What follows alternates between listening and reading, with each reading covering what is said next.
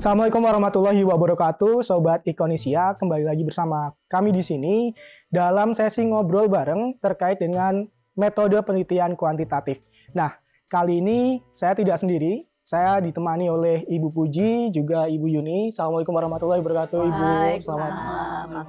Kali ini kita akan khusus untuk ngobrol terkait dengan teori dalam penelitian kuantitatif nih.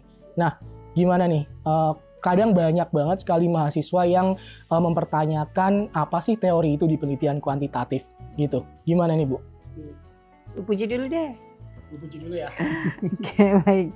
Teori dalam penelitian kuantitatif gitu ya. Ketika kita bicara tentang penelitian kuantitatif, teori ini menjadi salah satu hal yang utama ya, karena salah satu karakteristik penelitian kuantitatif itu kan menguji teori. Jadi posisi teori ini menjadi wajib dalam metode penelitian kuantitatif. Jadi teman-teman harus bisa mencari teori yang tepat, teori yang relevan dengan konteks atau tema atau topik penelitian yang kalian ambil gitu. Karena setiap teori itu mempunyai asumsi yang berbeda-beda.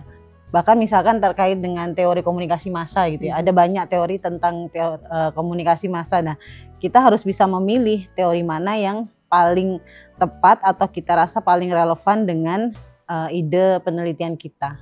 Gitu, Mas. Oke, tepat dan relevan. Oke, dari Bu Yuni mungkin ada tambahan, Bu? Iya, kalau saya itu teori, kalau bicara teori itu jelas satu.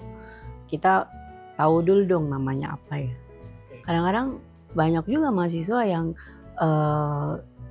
ini singkatannya yang populer apa ya, atau namanya apa ya, nah gitu. Jadi kan katanya tak kenal maka tak sayang ya Bu ya. Jadi dan terutama ini jujur kalau misalnya bahas masalah teori itu cukup challenging ya Bu Puji ya. Nah kalau kita bicara teori paling nggak satu kita tahu judulnya itu sendiri apa, namanya itu Nama apa, teori. nama teorinya ya. apa. Kemudian misalnya paling sering dipakai di term yang bagaimana.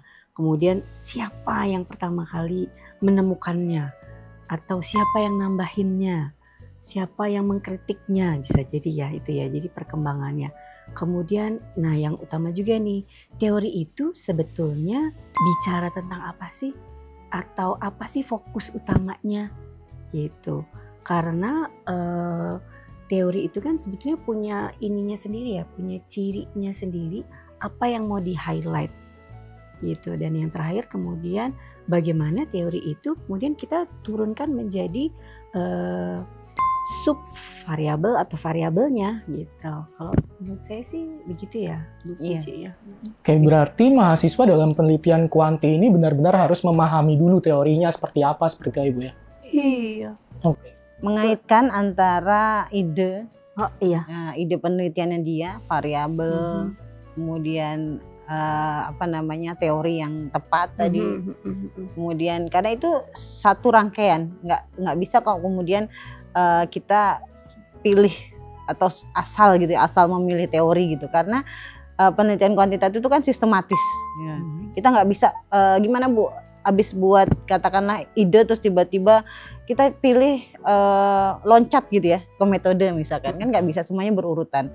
Bahkan nanti setelah kita sudah menyusun kerangka teori, kita menyebutnya ini agak berbeda dengan teori tadi ya, karena teori ini bagian dari kerangka teori. Kerangka teori itu bagaimana peneliti itu berpikir menyusun konsep itu, mendefinisikan variabel, kemudian menyusun teori-teori dan konsep yang tepat gitu ya. Dan kemudian nanti bisa menjadi dasar untuk membuat hipotesis. Kita tahu hipotesis itu adalah jawaban sementara dari rumusan masalah. Nah, ketika kita sudah punya rumusan masalah dan membuat teori atau menyusun teori sebagai dasar pemikiran kita baru bisa merumuskan yang namanya hipotesis sebagai dasarnya gitu. Baru kemudian nanti langkah-langkah selanjutnya uji hipotesis dan seterusnya. Oke, nah berarti sentral banget nih posisi teori di penelitian kuantitatif sebenarnya. Nah, banyak sekali kemudian mahasiswa yang ternyata beranggapan bahwa teori ini sangat susah untuk dikerjakan gitu. Benar nggak Bu Yuni? Benar. Gimana tuh kalau dari pengalaman Bu Yuni dan Bu Puji gimana? Iya, yang paling tadi saya bilang yang paling challenging, yang paling berdarah-darah itu memang bicara berdarah-darah ya. Teori ya. Karena itu tadi kadang nggak ajak ya. Karena dia berkembang. Jadi dari dasar, teori dasar, kemudian ada pemikiran lain sehingga dia nggak statis, dinamis, itu yang harus diikutin. Nah sarannya sih sebenarnya Bu Puji yang nggak lain dan nggak bukan kecuali apa Bu Puji? Baca ya. Teman-teman harus banyak baca, terutama mungkin karena kita di bidang komunikasi, baca teori-teori komunikasi yang ada banyak sekali. Nah teman-teman bisa perbanyak referensi dari buku teori komunikasi. Tadi balik lagi pilih yang paling relevan. Paling relevan, iya. Kemudian kalau misalnya memang tertarik dengan satu tema tertentu, ya udah fokus itu, kemudian pelajari kira-kira teori-teori apa yang masuk di situ, pilih mau highlight yang mana, itu yang dibawa terus gitu ya, konsisten. Oke. Kalau tadi kita udah ngobrolin terkait dengan pentingnya posisi teori dalam penelitian kuantitatif, kemudian juga kenapa sih itu menjadi suatu hal yang sulit bagi mahasiswa dan mungkin bagi sebagian banyak peneliti-peneliti pemula seperti itu. Nah, kita ngobrolin tentang contohnya gitu ya Bu ya, mungkin apa sih kemudian teori apa kemudian yang tepat untuk digunakan untuk satu penelitian tertentu dalam penelitian kuantitatif ini? Rasanya memang tadi ya karena berkembang ya dan harus kontekstual, kadang itu tadi dibutuhkan untuk banyak membaca sampai kita mengenali kira-kira body language ini apa nih. Kayak misalnya contoh agenda setting Ibu ya. Agenda setting itu kan memang media itu punya peran ya.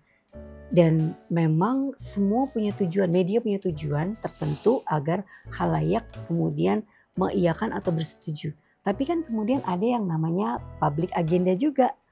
Ya, public agenda yang kalau misalnya isu yang dilempar oleh media itu ternyata juga selaras sesuai dengan kenyamanan favoritnya mereka, bisa jadi ini klop gitu.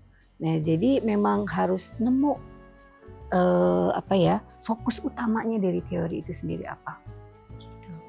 Kalau dari Bu Puji ada tips-tips mungkin atau contoh terkait dengan teori?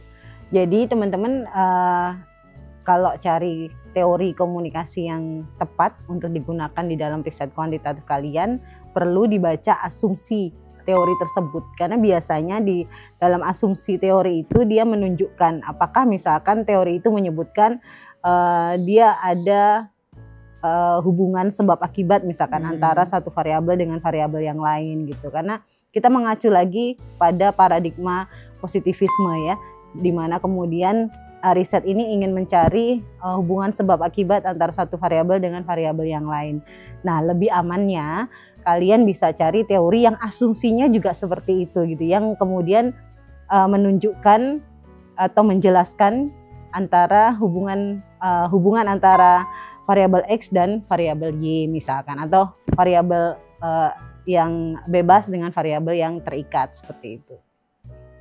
Nah, Sobat Ikonisia, itu tadi obrolan terkait dengan penelitian kuantitatif, khususnya berdiskusi terkait dengan teori.